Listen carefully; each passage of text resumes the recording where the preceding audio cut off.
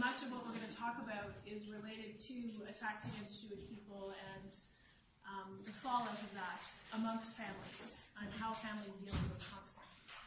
Okay. On September 27th of 1391, a Jewish woman named Tolrana stood on the steps of the Girona Tower in Girona, and before Christian officials and her own Jewish representatives, publicly refused to convert to Christianity and remain married to her husband Francesc. Francesc, whose Jewish name is unknown, had converted during the attacks against the Jewish community, which had taken place a month previously. Almost 30 years later, another Tolrana would stand against family and friends, only this time it was to seek conversion. In February of 1419, the minor orphan, Tolrana Benet, appealed to King Alphonse because she wanted to convert to Christianity and was being prevented by her Jewish guardians. She proposed to the king that she be put under the guardianship of her converso uncle, Luis de Cardona. And soon after, as a conversa, she married her half-uncle, Asbert Benet, but within a year had died, leaving her extensive fortune to her new husband. Determining the motivations of these Jewish women for the choices they made regarding conversion is impossible, given the extant sources. We do not know why the first Tolrana decided to end her marriage rather than convert, nor why the young Tolrana resisted familial pressures to remain Jewish. What we can say is that both examples illustrate how Jewish women, faced by the reshaping of their communities and families, exercised agency as a means of determining their own lives and the development of their identities. Each of these Tolranas had multiple, overlapping, conscious and unconscious reasons why they resisted or accepted conversion. These reasons were embedded in questions of religious identity, their gendered roles as wives and mothers, the dynamics within their family networks, and external pressures from Christian and Jewish authorities. As Lynn Thomas and Joan Scott have discussed, we must be wary of forcing historical subjects to be, quote-unquote, autonomous, enlightened individuals, where agency becomes a safety argument rather than one which explores the, quote, entanglement of social and political structures with personal motivations and desires, where readily articulated intentions, frequently unspoken fantasies, and ordinary efforts at survival all animate their actions. For these reasons, the decision these two Tolranas made around conversion must consider the complex and often contradictory forces that simultaneously constrained and supported their agency in relation to religious conversion. These women were embedded in social, religious, and familial communities, and their ability to act within and between those communities was shaped by various factors, above all, religious identity and gender. And we must emphasize the last part of Thomas's point, the ways in which, quote-unquote, ordinary efforts at survival impacted the decisions of these two Tolranas regarding conversion. They each lived during moments of extreme crisis for the Jewish community in Girona. One Tolrana faced the question of conversion while taking refuge in the Girona Tower right after peasants had attempted to attack the tower during weeks of systemic violence that rocked the city in August and September of 1391. The other Tolrana lived during a time of financial strain, as the Jewish community in Girona faced fiscal crises and external interference from a meddling pope who repeatedly sanctioned Christian defaults on Jewish loans in the 1410s. Navigating such difficult times colored all of the decisions made by the two Tolranas, especially their thoughts regarding conversion and the impact it would have on their survival and that of their families. Now, before we get into the story of these two Tolranas, however, we need to situate ourselves within the historiography of Jewish conversion. Much has been written about Jewish conversion in the Islamic and Christian worlds. One could say that we can see at least three different historiographical traditions in this field. Within the Islamic world, for example, Jewish conversion had a very different theological implications than Jewish conversion to Christianity did in the Christian world. Muslims were by and large not concerned about Jewish conversion and did not attempt to convert Jews. We don't see the same efforts of missionary activities, for example. When there were cases of forced conversions, they tended to be conversion en masse of a whole community. And in these situations, we often see communities retaining their structure as a result, and as a result, assimilation into that larger Islamic society was often very slow, and there were fewer efforts of trying to make that assimilation happen any faster. From the point of view of Jewish authorities in the Islamic world as well, forced conversion had no effect. Maimonides and others argued that it did not alter the Jewish status of the convert, who continued to be considered a member of the Jewish community. In the Ashkenazi world, so amongst the Jews of Northern and Eastern Europe, the literature traditionally has highlighted resistance to conversion and a choice made towards martyrdom. Particularly focused on the example of events such as the Rhineland massacres during the First Crusade. More recently, there has been increasing recognition there might have been more converts in Northern Europe than previously thought, blurring that dichotomy of forced conversions in the north versus the example of the Iberian Jews, where we see what some used to argue that there would be more voluntary conversion. In the case of Iberia, the mass conversions of 1391 prove a turning point in the history of the Jews for the whole peninsula. It led to the creation of a new social group, the conversos, so those who have converted to Christianity in that event, and the creation of new institutions. Down the line, the Spanish and later the Portuguese Inquisitions, whose findings led ultimately to the expulsion of the Jews in 1492.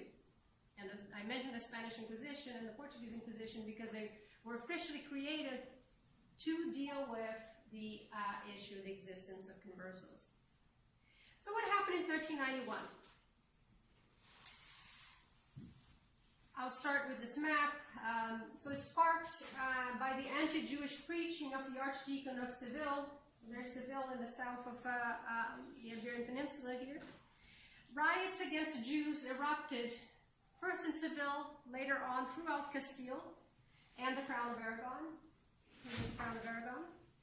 All the towns marked in these maps are places where violence happened against Jews, leading to mass conversions and, in many cases, also the killings of Jews in Castile and the Crown of Aragon. In some cases, it led to the complete destruction in a way, or basically the end of a Jewish community in places like Barcelona, for example, the city of Valencia, where officially after that event, it ceased to have a Jewish community. This event looms so large in the history of Christian-Jewish relations in Iberia that much of the historiography on Jewish conversion deals with the long-term effects of these mass conversions and on exploring questions related to the religious identity of the conversos. René Melamed, for example, discusses how women in converso families maintain a sense of Jewish identity generations after conversion, even in the face of persecution. Melamed's work and that of most converso scholars focuses on the period after 1492, when Jews were forced to decide between exile and conversion. The late 15th and early 16th centuries offer an irresistible opportunity for scholars interested in the subject of conversion because of the creation of the Inquisition and the survival of documents produced by its very sophisticated bureaucracy. It has been only very recently that we have started to learn more about conversion pre-1391. Paola Tartakov's masterful monograph on Jewish conversion between 1250 and 1391 weaves together Christian and Jewish sources, both literary and archival, to examine how conversos were seen from both the Christian and Jewish communities. What she uncovered is that in this pre-1391 world, both Christians and Jews were suspicious of the motivations of Jews who converted to Christianity. My own research on conversion in the decades before 1391 shows that what we often refer to as quote-unquote voluntary conversion, so conversion that happens outside of this context of mass violence, had a wide range of motivations. From debt evasion to family conflicts and poverty, Jewish men and women in the Crown of Aragon sought conversion as a way into a new community and sometimes even new resources. Sarah F. Decker's article on the conversion of an adulterous married woman from Seville uses a 13th century responsum from Solomon ibn Ladret to consider how Jewish men and women could use creative strategies to achieve their personal relationship goals. In that particular situation, conversion became a means by which the adulterous couple can escape her marriage, marry one another, and then attempt to live once again as Jews in another community. Despite these recent studies on the period prior to 1391, very little is known about the immediate social effects of conversion in the years after the mass conversions that happened in that momentous year. The city of Girona, and Girona is up here. Where's Girona? So it's halfway between Barcelona and the Pyrenees, second largest Jewish community in Catalonia. So the city of Girona offers us a very unique opportunity to explore this topic. Not only did Girona have a sizable Jewish community before the attacks of 1391, but the city was a place where most of the Jews were protected by local officials from the brunt of this violence. The Jews of Girona were able to take refuge in the well-protected Gironella Tower, so the tower that they mentioned at the beginning. On August 10th of 1391, and they spent several months living there where all tensions abated. Officials at the time reported that 40 Jews were killed, and we now know of several who converted to Christianity in the summer or in the months following. In a recent study of royal responses of the royal response to the riots of 1391, Benjamin Gampel estimates this number may have been higher. And does not include Jews that chose martyrdom or killed their own families rather than convert. A second wave of conversion would affect the community in the 1410s, particularly in the years after the disputation of Tortosa, which ended in 1414. Yet what makes Girona unique in many ways is not so much the existence of a Jewish community, or even the events itself that happened in the city at the time, but the richness of its local archives. Extensive notarial documentation survives of the period, allowing us to painstakingly, and I emphasize painstakingly, recreate networks and map the activities of the Jewish and converso communities in the city. There are over 750 notarial registers covering the years from just 1391 to 1450. Each containing much information on Jews and conversos and their daily activities. The registers of one notary in a specific, Bernat Pintor, contains thousands of documents involving Jews. Nevertheless, while rich in numbers, this documentation is not easy to access or use in isolation. While some Catalan notaries kept documents dealing with Jews organized in separate books called Libri Judaeorum, so we have certain communities in Catalonia, certain towns, where all the documents dealing with Jews would be in specific registers. So then if you're going there and you want to work with the Jews, you know, oh, I need to look at these 4 registers, and I get all of them in one place. In Girona, that didn't seem to be the case. Jews just used any notary, and so every notary that you look would have a mixture of Christian and Jewish clientele in their registers. So this makes it much more difficult to track individual people. The same Jewish families, for example, would employ the service of several notaries, making it difficult to follow the trail of just one case. And they also weren't organized by neighborhoods, so you can't even go by knowing where the person lived. So this is where collaborative work can help. This is Alexandra and I working together in the archive in Girona. We have recently written an article for the upcoming issue of Early Modern Women Journal on doing collaborative work in history. And in it, we argue that the kind of collaborative research and writing we do can open up new avenues of research and expand the discipline in new directions. Working collaboratively has allowed us not only to bring different perspectives to our research. I'm trained as a gender historian. Alex is trained as a Jewish historian. And tackle topics neither of us would have approached alone, but it also permitted us to cover a wider and deeper range of documentation. And we're happy to talk more about our methodology in doing this type of work in the discussion period if anyone is interested. For now, we would just like to stress that what we are presenting here today is part of a larger project on Jewish women in conversos in the late 14th and early 15th centuries in Girona. And that with time, patience, a lot of patience, and a good relational database, we're able to piece together family networks, the economic activities of Jewish women in conversos, and the effects of conversion on Jewish families through the examination of thousands, probably 4,000 at least, notarial contracts from 1391 to 1420.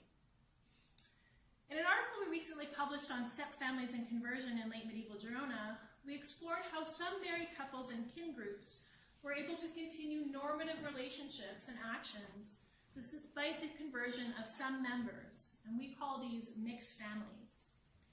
Today we would like to explore conversion through the angle of women's agency. In our research, we found cases of women either resisting conversion or seeking it against their community's will, providing us with a great opportunity to explore these different responses. Now, the case of the first Torana mentioned at the opening of this paper is a clear example of a Jewish woman resisting conversion. When Torana's husband converted to Christianity, adopting the name Francesc Guillaume de Villabec, and we don't know how his conversion happened, whether this was a forced conversion or an encouraged conversion. But when it happened, she refused to stay married to him. Francesc then tried to enforce their marriage by appealing to Christian authorities, and in particular, he went to the Bishop of Girona. Recorded in a contract, the whole episode culminated in a very dramatic scene on the steps in front of the Girona Tower, where Torana and the Jews were still hiding from persecution, all happening at the end of September in 1391. On the steps, Torana refused to return to live with Francesc as husband and wife, and also indicated she did not wish in any way to leave Judaism for Christianity. Now, it is evident in Torana's refusal of Francesc that she saw returning to live with her convert husband as the first step toward her own conversion to Christianity.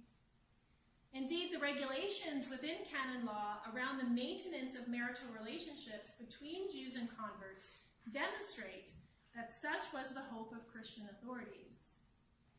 Among canonists, among religious writers, the status of marriage if one spouse converted was a great debate, due in large part to a lack of clarity within Scripture. Mixed marriages were discussed by Paul in 1 Corinthians, but his meaning was unclear in terms of how it was to be interpreted in the medieval world. So this is from 1 Corinthians. If any brother hath a wife that believeth not, and she consent to dwell with him, let him not put her away. And if any woman hath a husband that believeth not, and he consent to dwell with her, let her not put away her husband. For the unbelieving husband is sanctified by the believing wife, and the unbelieving wife is sanctified by the believing husband. Otherwise your children should be unclean, but now they are holy. But if the unbeliever depart, let him depart.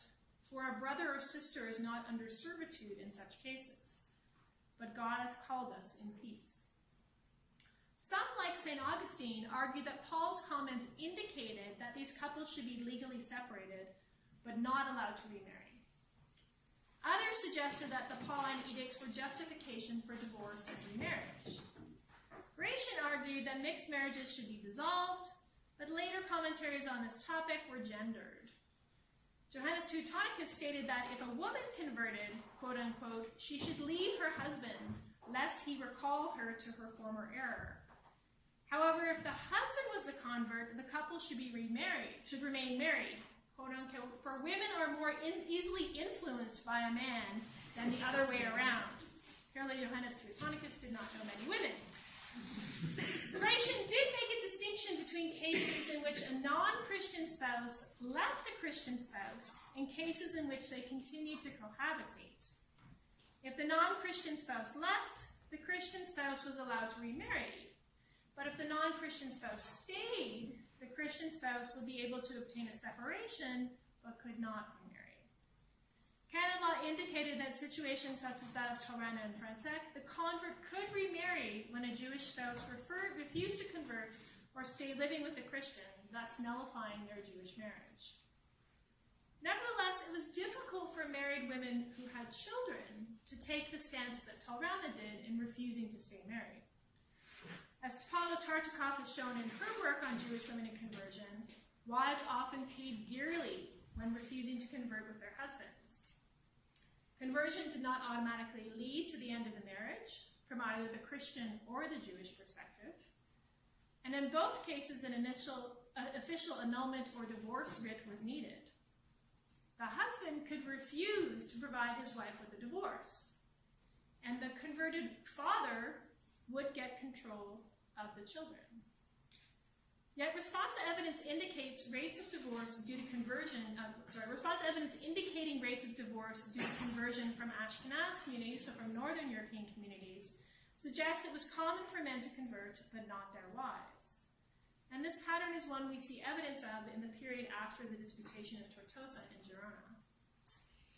So this is the other scenario we're dealing with. A little over 30 years after 1391, the Jewish community of Girona would go through a second wave of conversion. This one linked to increasing economic pressures and the disputation of Tortosa.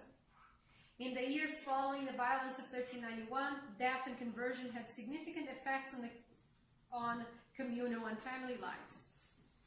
A year after the Jews were attacked in Girona, Queen Violante asked city officials to lower the amount of taxes the Jewish community had to pay. Mass conversion and migration from the community made it increasingly difficult for officials of the Jewish community to pay taxes and service the community's debts. Queen Violante would issue repeated concessions in the years that followed, granting the Alhama, which is a sort of political body that represents the Jewish community, the right to collect new taxes. She would also issue periodical postponement of debts and taking control of any suit against the Alhama. The financial situation of the Alhama did not improve in the short term, with the Queen issuing protections against Jewish property being seized in 1394, followed by a letter giving the Alhama a moratorium on its debts for a period of 2 years, and the right to impose new taxes on wine, bread, meat, and other essential goods for a period of 5 years. In 1409, nearly 20 years after the violence of 1391, Alhama officials once again appealed to the Queen. The Alhama found itself so harassed by its creditors over debts the community could not honor that they feared its complete destruction. There was no sign of improvement by the 1420s and 30s. In 1422, royal letters were still making reference to the continual shrinking of the Alhama. The issues related to collecting appropriate taxes from the declining community were still on the royal radar by 1432. Part of the issue here is that the Jewish community of Girona owed a certain amount of taxes to the king, and independent of how many people it had. So basically, if the community is shrinking, that means that amount of money needs to be split amongst fewer and fewer people. So the fiscal pressures at the individual level were increasing. And also the community itself has all kinds of debt that it needs to service, so there's fewer and fewer people to honor those debts as well. The difficulties that the Alhama faced in fulfilling its tax burden in the 1420s were directly related to the crisis it was dealing with in the years of between 1415 and 1418. Jaume Riera, who has written extensively on the history of the Alhama in Girona, argues that this period was equally as catastrophic for the community as the violence of 1391, but in different ways. Jews from Girona suffered no widespread violence from 1415 to 1418, but the outcome of this period was another wave of conversions, as well as new anti-Jewish legislation coming from the papacy. its antecedents lay in the Disputation of Tortosa, which began in February of 1413 and required by papal order the presence of rabbis from across the Crown of Aragon. The disputation lasted a little over a year and resulted in the conversion of many rabbis and members of the Jewish elite from throughout the Crown of Aragon. However, these conversions did not include Jews from Girona, at Tortosa itself. It was not until 1415, after the disputation was over, that we begin to see conversion affect the community in Girona, a result, and I quote, great vexations and inconveniences, end quote, Jews were facing due to papal restrictions on credit transactions between Jews and Christians, increasing open attacks on their faith and its practice, and various other troubles they were subject to from both ecclesiastical and local officials in the city. And this is the context of our second Torana. In 1419, Torana, the daughter of the convert Dalmal Benet, and here she is in this map. So Dalmal Benet, her father, up here, sought aid from King Alphonse. Her father had converted in dramatic fashion on March 4th, 1417, when he offered to become Christian in exchange for the king pardoning one called Guillaume Seratos, who had been convicted in the death of a Jew, and his wife of a city called Caldas de Malaveria. In other words, we have a Christian who stood accused of murdering a Jewish couple, and another Jew then is offering to convert if the Christian was pardoned. We don't know really what's going on there, but that's exactly what it says. We're still trying to figure out what the real story is. But the individual Jew in case, Dalmal Benet, who's offering, or his Jewish name was Josephus Benet, who's offering to convert, is one of the wealthiest Jews in Girona, perhaps the second main contributor in terms of taxes, very, very influential person. Now, with her father deceased by early 1419, Torana herself was desiring to convert and facing challenges from Jewish family members. She gained the protection of the king and went to live with her uncle Luis de Cardona. Remember, Dana mentioned she petitioned to be put in the care of her conversal uncle, Luis de Cardona, who lived in Solsona and was named her tutor. Torana was eventually able to convert, taking the name Francina, that's why it's Torana/Francina, and marrying another uncle, the half-brother of her father, Asbert Benet. So here's Asbert. Also a recent convert. The royal letter detailing the king's protection of Torana does not indicate which family members were attempting to prevent her conversion, but we suspect one was Regina, the widow of Dalmal Benet, and likely Torana's stepmother. The Benet family was extremely influential in Girona, having made major contributions to the governance of the Alhama and retaining a prominent place in the credit market.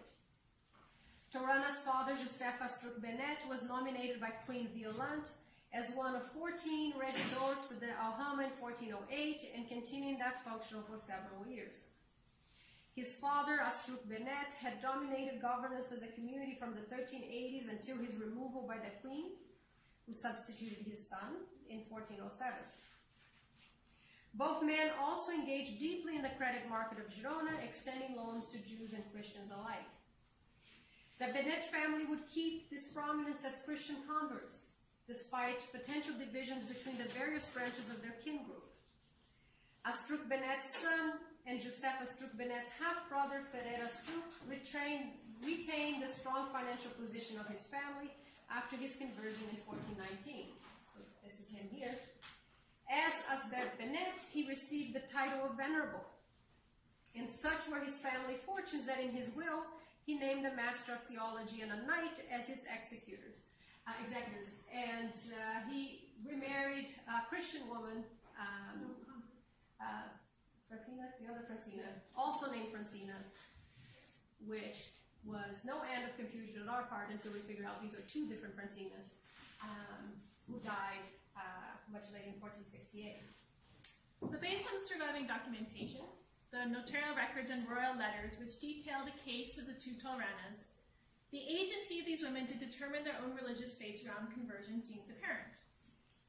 The notarial document from 27th of September 1391 baldly states that, since her husband was a Christian, Tolrana did not want in any way to be or cohabitate with him, nor to renounce Judaism and become a Christian.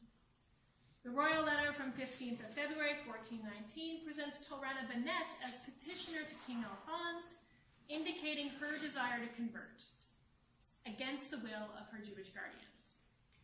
Taken at their face value, these documents therefore seem to present the independence and choice of two women, ignoring the spousal and broader familial pressure that a patriarchal society placed them under.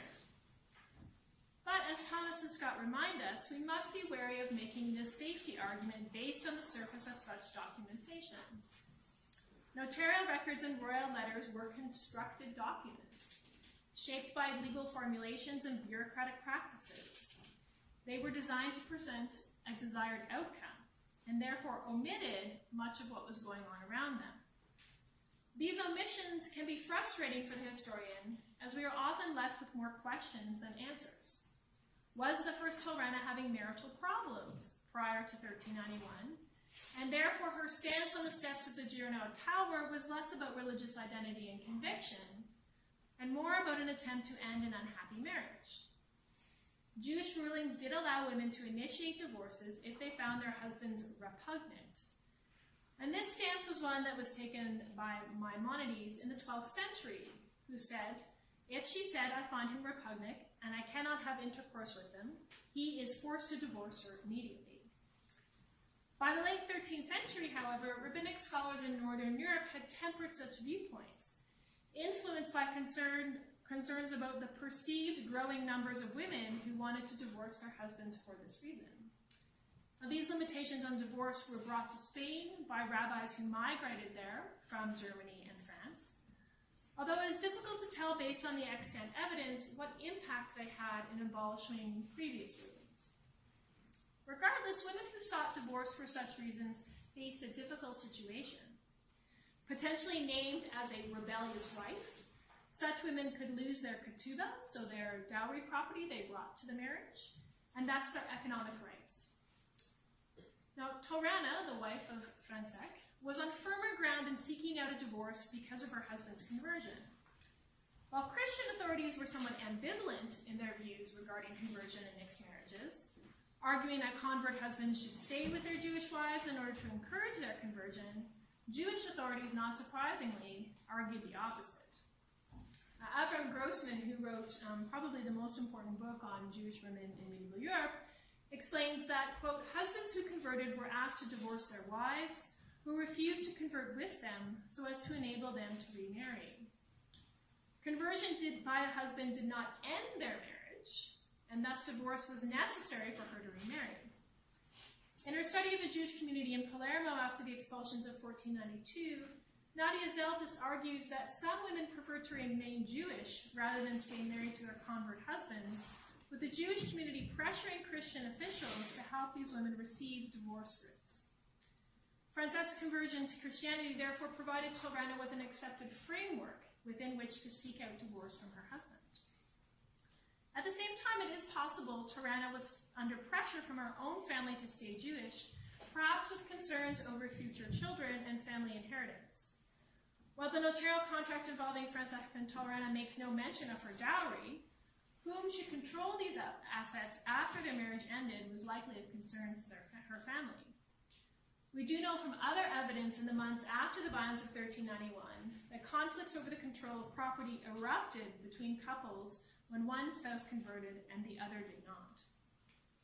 In November of 1391, Constancia, the newly converted wife of Isaac Louvain, requested the return of her dowry from her husband, who was reluctant to give up this property.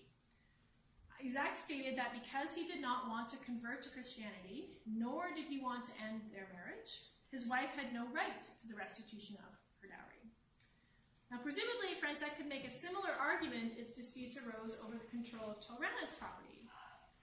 While we do not know the result of Constancia and Isaac's conflict over control of her dowry, their union was dissolved, as both spouses remarried within a few years. Constantia married a prominent Christian with the title of Venerable, and Isaac married another Jewish woman from a nearby town. Other examples from the period after the disputation of Tortosa provide us with a clear picture of marital property devolution in the wake of conversion. On November 21st, 1421, for example, Père Juan Falcó, a converso, restored a dowry of 3,300 sous to his Jewish wife Regina. The couple were married in 1409, but Père converted to Christianity in 1417, perhaps carried along with a wave of other conversions by Jewish men from the Girona community that proliferated in the period leading to 1419. Despite pressures from the Inquisition to encourage her conversion, Regina refused and instead sought out divorce and the return of her ketubah. The document of restitution demonstrates her success and therefore Père's willingness to return her assets.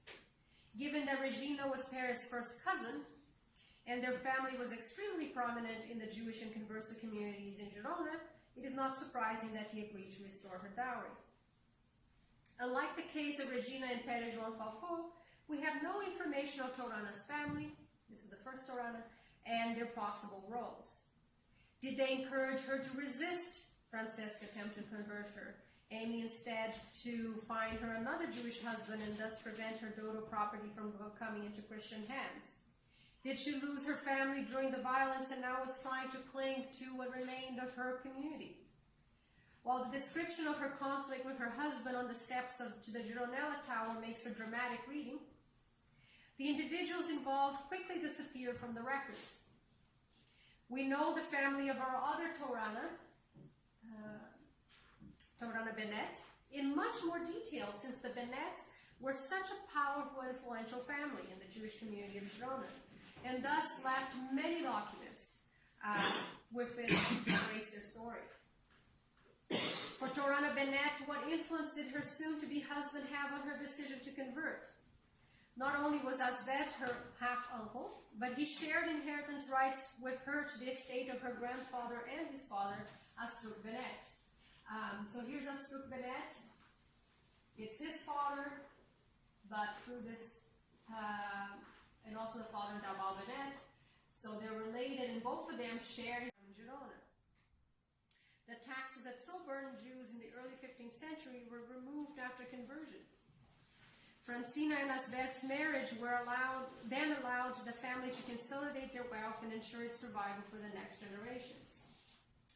Now, Lynn Thomas argues that we must consider the, quote, entanglement of social and political structures with personal motivations and desires when thinking about the agency of women to make life choices in the past.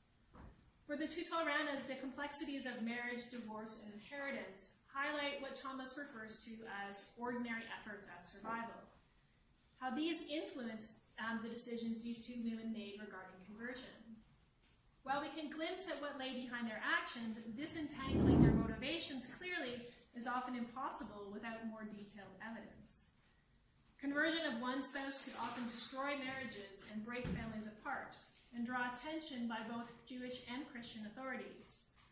While in Northern Europe, Razva told Jewish wives of converts to quote-unquote run away from their husbands as one runs from a snake, in Girona, the bishop and local inquisitors pressured converts to bring their wives into the fold of the Catholic Church.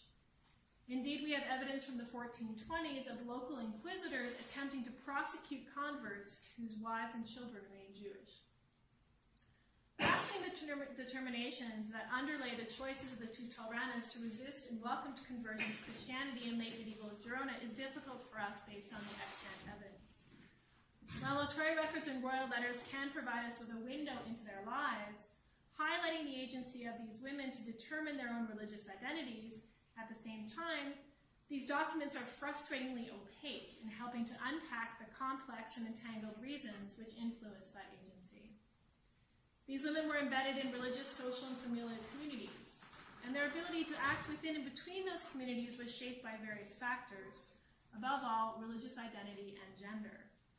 Analyzing the specific context of the Jewish and converso community can help provide some answers, but we also feel that exploring examples of other women like the two Toranas will give us a fuller picture of the lives and choices of Jewish women and conversos in the late medieval Iberia. Thank you.